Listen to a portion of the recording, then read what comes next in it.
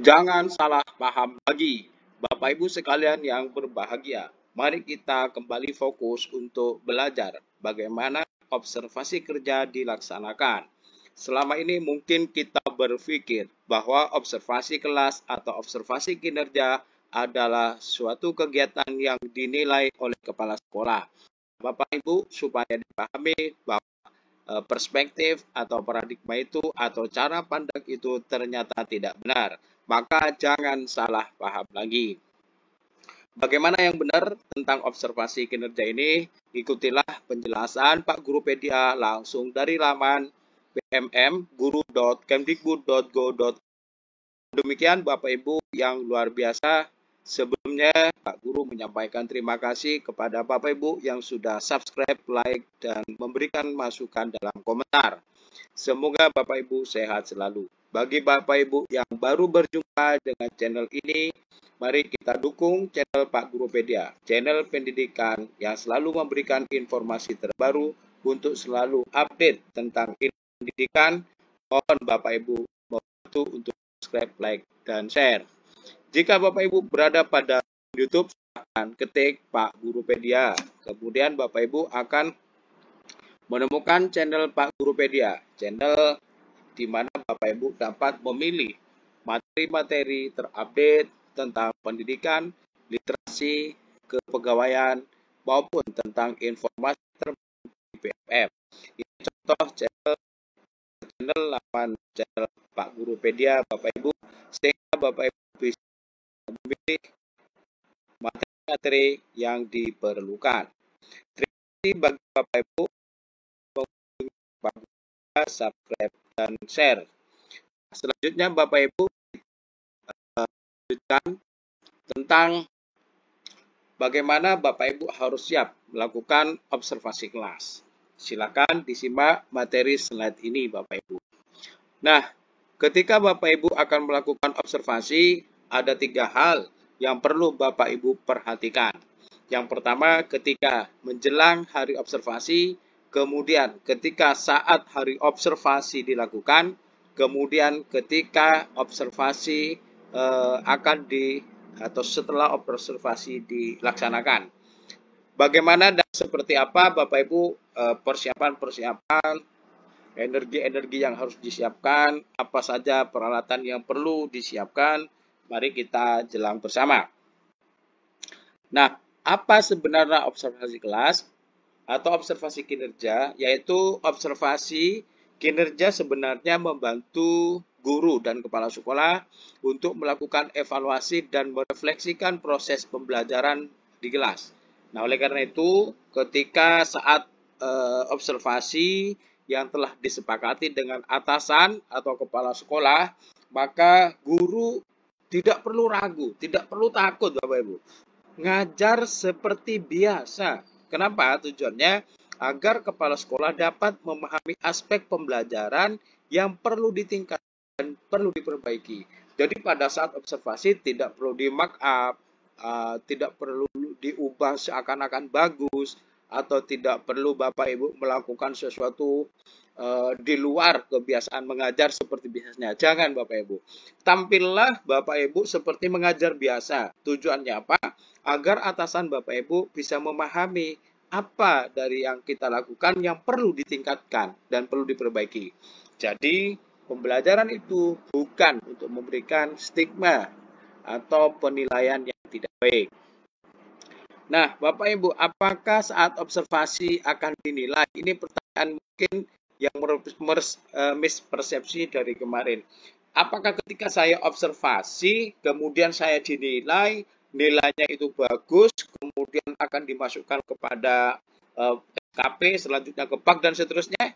Nah, ternyata perlu diperhatikan Bapak Ibu, Pak Gurupedia menjelaskan pelan-pelan, membacakan dengan saksama bahwa observasi kinerja bukan untuk melakukan penilaian. melainkan untuk menentukan batas dasar kinerja sebelum melakukan tindak lanjut. Nah, penilaian kinerja akan dilakukan berdasarkan peningkatan praktik pembelajaran dan perilaku kerja selama tahap pelaksanaan itu. Jadi garis besarnya jangan ragu, jangan takut bahwa observasi kinerja tidak untuk dinilai atau kepala sekolah itu tidak melakukan penilaian tentang cara mengajar Bapak Ibu, tidak. Nah, ini perlu dipahami agar Bapak Ibu guru bisa melaksanakan tugas, kewajiban, observasi kelas seperti biasanya saja. Nah, Bapak Ibu, tetapi perlu disiapkan ada 3 poin sebelum melaksanakan observasi pada saat dan setelah observasi dilaksanakan. Nah, berikutnya Bapak Ibu, ini persiapan yang perlu Bapak Ibu perhatikan. Ketika menjelang hari observasi, maka beberapa hal perlu diperhatikan. Pertama, simak secara rinci observasi yang berisi langkah yang akan dilakukan oleh atasan. Apa saja yang akan dilakukan oleh atasan terhadap observasi kita, itu Bapak Ibu perlu tahu. Jika perlu, pelajari indikator kinerja dan target perilaku melalui buku, situs internet, pengalaman rekan sejawat, simulasi, dan ini tentu sudah Bapak Ibu pelajari bahwa setiap Bapak Ibu melakukan observasi kelas ada satu indikator perilaku yang dipilih. Misalnya penerapan disiplin positif, peraturan kelas, instruksi yang adaptif, dan sebagainya. Ini Bapak Ibu sudah memahaminya. Dah ada catatan Bapak Ibu, atasan atau kepala sekolah juga akan melihat rincian observasi untuk mengetahui apa saja yang perlu diperhatikan. Kemudian ini yang penting, pada saat observasi berlangsung, silakan Bapak Ibu lakukan hal-hal ini. Ingat kembali tujuan observasi, indikator kinerja, dan target perilaku yang akan diobservasi. Itu poinnya Bapak Ibu. Tenangkan diri Bapak Ibu. Sebab apa? Observasi bukan untuk mencari kesalahan. Observasi dilakukan untuk menentukan praktik kinerja yang perlu ditingkatkan itu apa. Nah, silakan atasan dan tim observasi untuk berada di ruangan mengamati target perilaku dan yang ditampilkan oleh Bapak Ibu. Jadi target perilaku itu kan ada 3 dalam setiap indikator. Nah, itu Bapak Ibu perlu diperhatikan. Kemudian lakukan pembelajaran seperti biasa dengan menampilkan target perilaku yang sudah disepakati sebelumnya. Jadi Bapak Ibu nggak perlu tampil sempurna. Tidak perlu Bapak Ibu. Ya, lakukan seperti biasanya saja. Bila sulit ditampilkan secara alamiah, buatlah simulasi bersama murid untuk menampilkan target perilaku yang dipilih. Nah, jadi Bapak Ibu jika sulit menampilkan indikator perilaku, ajak siswa untuk bisa mensimulasikan target perilaku itu. Jadi bermain peran menuju atau berkolaborasi dengan siswa itu sangat penting. Nah, kemudian setelah observasi Bapak Ibu penting untuk menyampaikan terima kasih kepada kepala sekolah dan tim yang telah melakukan observasi kinerja.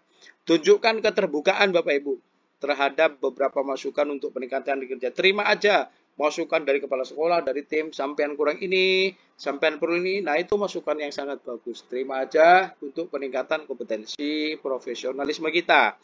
Kemudian yang terakhir, bersiap untuk masuk ke langkah selanjutnya, yaitu diskusi tindak lanjut dengan atasan Bapak Ibu. Nah, demikian Bapak Ibu, jangan salah paham. Pertama, bahwa Bapak Ibu melakukan observasi kinerja bukan untuk nilai. Yang kedua, jangan salah paham bahwa dalam observasi kinerja tidak harus sempurna, tidak perlu sempurna. Lakukan sesuai yang Bapak Ibu bisa seperti biasanya. Demikian dari Pak Guru Pedia, Bapak Ibu semoga bisa memberikan pencerahan dan bermanfaat. Silakan hubungi telepon pusat bantuan atau kirim surat elektronik apabila Bapak Ibu ada sesuatu yang ingin ditanyakan terhadap proses observasi kerja itu.